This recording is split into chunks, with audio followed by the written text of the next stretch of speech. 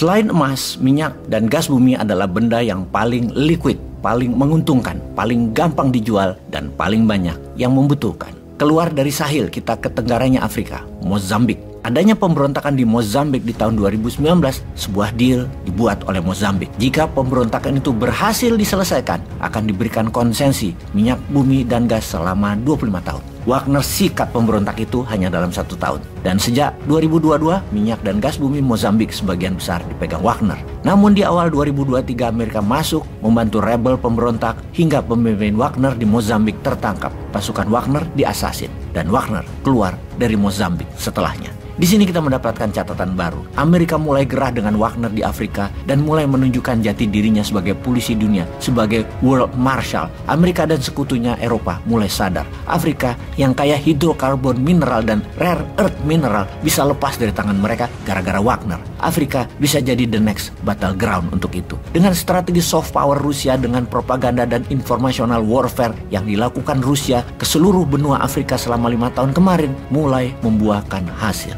Negara Nigeria misalnya yang menyuplai 14% minyak bumi dan gas ke Eropa akan membuat dirinya mengendalikan gas ke Eropa seluruhnya. Nigeria membangun pangkalan LNG terminal di Pony Island yang baru terisi 50%, di mana Nigeria ke depan akan jadi hub gas Afrika. Nigeria berkongsi dagang dengan Maroko dan Algeria akan jadi pemain gas utama Afrika ke Eropa. Ketiga negara itu akan membangun jaringan pipa melingkari 12 negara Afrika dengan panjang pipa 5.600 km sebelum gas ini dikirim ke Eropa. Di sini membuktikan lagi bahwa Afrika akan menjadi pengendali energi suplai ke Eropa dan tidak mau lagi hubungannya dengan Eropa adalah terjajah. Mereka bebas, merdeka, berdaulat. Proyek gas itu adalah Geoeconomic Project, sebuah proyek strategis dibangun di Afrika Barat. Langkah yang harus Indonesia tiru tentunya. Untuk proyek gas tersebut, Afrika tidak bisa meninggalkan Wagner, karena Wagner diperlukan untuk mengamankan wilayah 12 negara yang dilewati, yang banyak rebelnya, yang ditunggangi Perancis dan Amerika.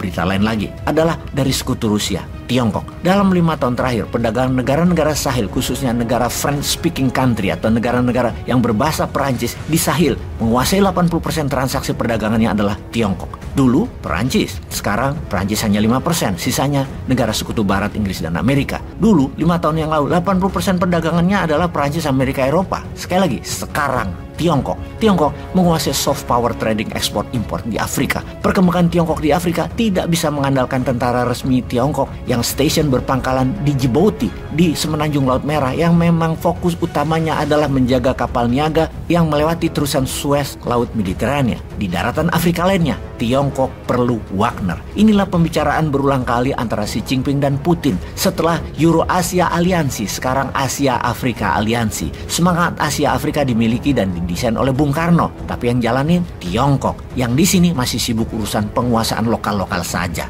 Rusia, Tiongkok aliansi di Afrika membuat Wagner punya peran unik. Yang ini semakin membuat Amerika, polisi dunia, jadi mulai naik darah. Temperatur emosi mereka naik. Perang di Ukraina belum selesai. Anggaran dalam negeri membangun Amerika berkurang. Afrika mulai melepas diri dari sekutu Barat dan Amerika. Lalu Tiongkok bersiap di Laut Utara Natuna. Catatan ya sahabat, Newman gak akan pernah mau menyebut kata Laut Cina Selatan, tapi Laut Utara Natuna atau Laut Natuna Utara. Dan Tiongkok ke Kuba. Iya, Kuba. Tiongkok di Kuba itu melanggar doktrin Monroe-nya Amerika yang dijalani Amerika sejak tahun 1823, bahwa di mana Amerika harus menguasai Western Hemisphere-nya dunia.